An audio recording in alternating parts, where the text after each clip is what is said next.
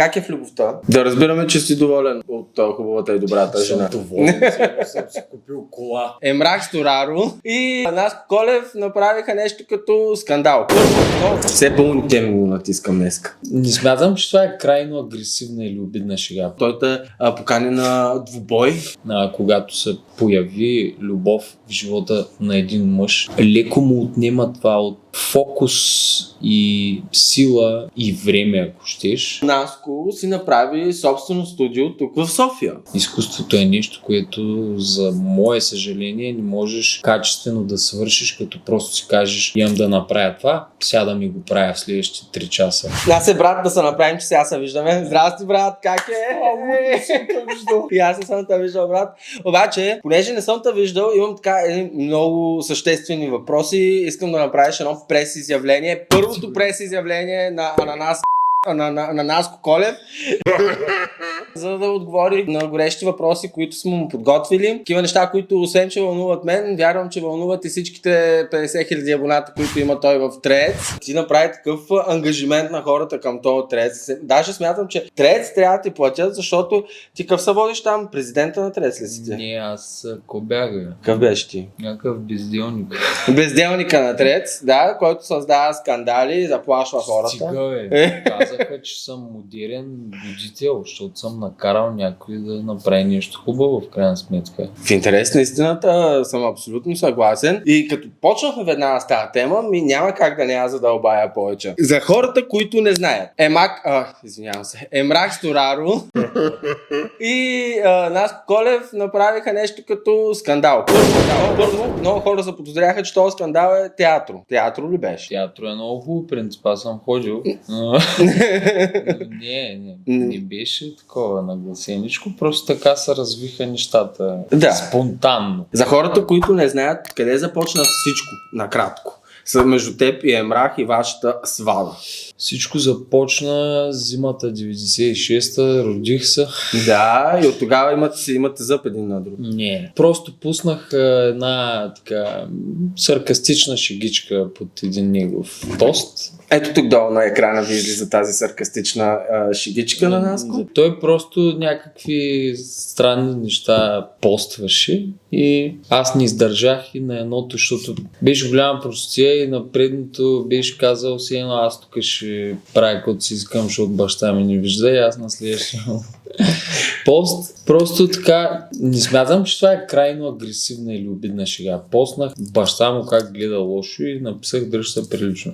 Да, това даже за хората, по-интелигентните хора с самоирония биха го приели доста готвено. Не ми се струва нещо, кой знае какво. Не си го направил с лошо. Да, не беше с лошо, просто така веселко. И да, той просто го прие така по-навътре и почна да се възпалява и да настръхва.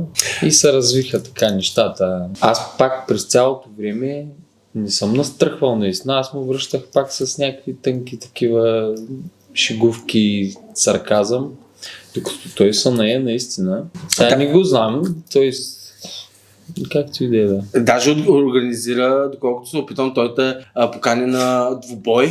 Както старите джентълмени са правили, за да си измерят силата, са канени на двубой. Видях тук, имаше някакви залагания, чуди си как вървят тези залагания. Приключи там работа. Няма да има. се оказа, че аз съм го хакнал в крайна сметка и аз се карах всъщност със себе си. Точно така. Защото не се харесвам. Да, един от постовете ти, който казваш, излиза в този момент на екрана, че реално му хакнах профила и се карах със себе си, защото не се харесвам. Да. Понеже Понеже Емрах каза, че са му били хакнали профила и така. Какво мислиш за този хак на профила?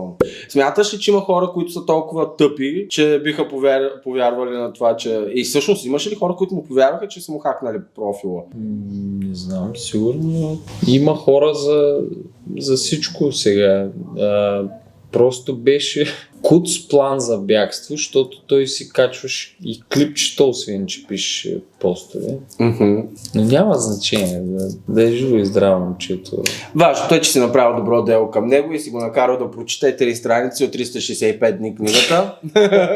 Надявам се вече да са станали повече. Като някаква сдъвкванка в голямото междучасие в Даскал, дето на другия ден не я помниш, забравя се. Да. Поне при мен е така. Давам директно към следващата тема, да оставим мрак да си живее спокойно и да се ограмотява момчето. Пожелавам му късмет с това нещо. Се занимава и не те боли много пръста, цъкни един лайк. Той го каза. Да.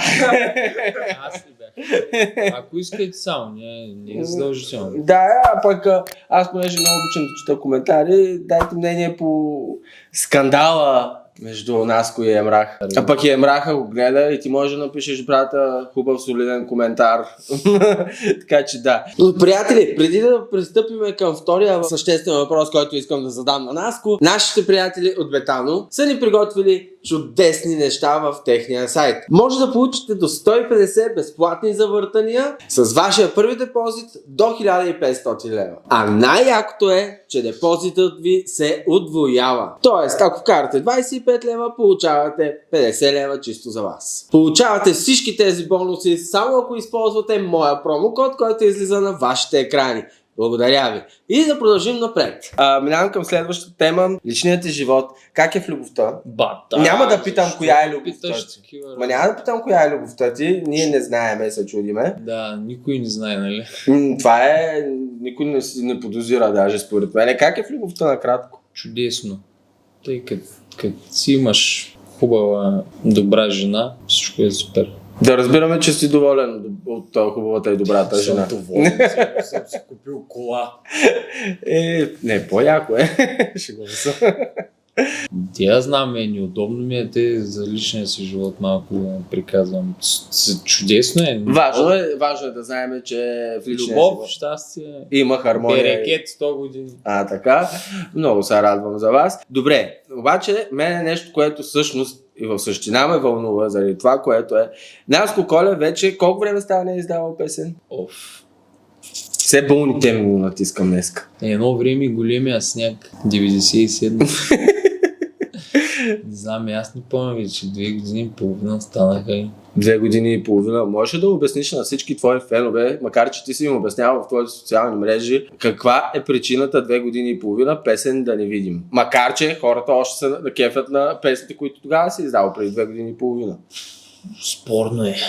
Мързи ли тако? Те причините се променят, ако ги разделя на периоди. Първо беше чисто и просто факта, че нямах нещо съществено, което да искам да кажа. И то да бъде казано по някакъв интересен начин или поне да го усетя, защото бях направил преди паузата албум, още 1-2 песни, сякаш си бях казал всичко и ако примерно в следващите 6, 7, 8, 9 месеца, ако се бях насилил нещо да запиша, ще да е като малко като измукано от пръстите. Mm-hmm. Нямам нещо, което изпитвам реална нужда да споделя, ама трябва да направя песен, айде давай. Можем ли да кажем тогава по темата, че когато в любовта ти върви в работата не е толкова и обратното?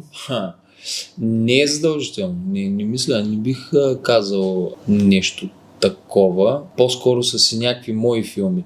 Но не е лъжа, че особено когато се появи любов в живота на един мъж, не знам, просто аз от нашата перспектива мога да говоря, леко му отнема това от енерджито.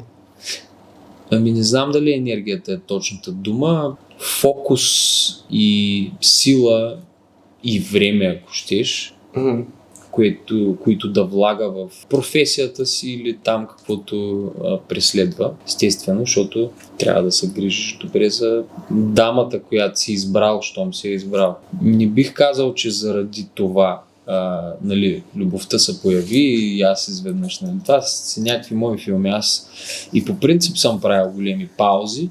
Просто в случая се завъртя един такъв омагиосен кръг някакъв. След този период, за който ти разказах, после дойде периода, в който вече почнах да се паникьосвам, че съм се забавил твърде много и вече почнах да си казвам трябва, хайде, бързо, ама трябва да е много хубаво.